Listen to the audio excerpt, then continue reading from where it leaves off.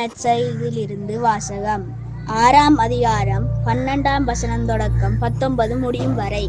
அக்காலத்தில் இயேசு வேண்டுவதற்காக ஒரு மலைக்கு போனார்.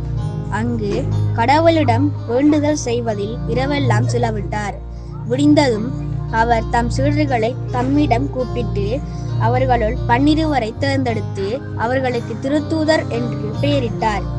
அவர்கள் முறையே பேதுரு என்று அவர் பெயரிட்ட சீமோன், அவருடைய சகோதரர் அந்திரேயா, யாக்கோபு, யோவான், பிலிப்பு, பர்த்தலமேயு, மத்தேயு, தோமா, அல்பேயுவின் மகன் யாக்கோபு, தீவிரவாதி எனப்பட்ட சீமோன், யாக்கோபின் மகன் யூதா, துரோகியாக மாறிய யூதாஸ்காரியோத்து என்றவர்களே.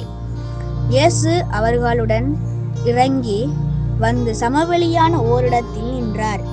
பெருந்திரளான அவர்களுடைய சீடர்களும் யூதேயா முழுவதிலிருந்தும் எருசலேமிலிருந்தும் சீதோன் கடற்கரையிலிருந்தும் வந்த பெருந்திரளான மக்கள்களும் அங்கே இருந்தார்கள். அவர் சொல்வதை கேட்கவும் தங்கள் பிணிகள் நீங்கி நலமடையவும் அவர்கள் வந்திருந்தார்கள். தீய ஆவிகளால் தொல்லைக்கு உள்ளானவர்கள் குணமானார்கள்.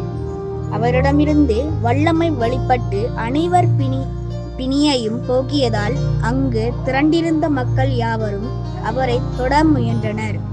இது ஆண்டவர் வழங்கும் அருள்வாக்கு.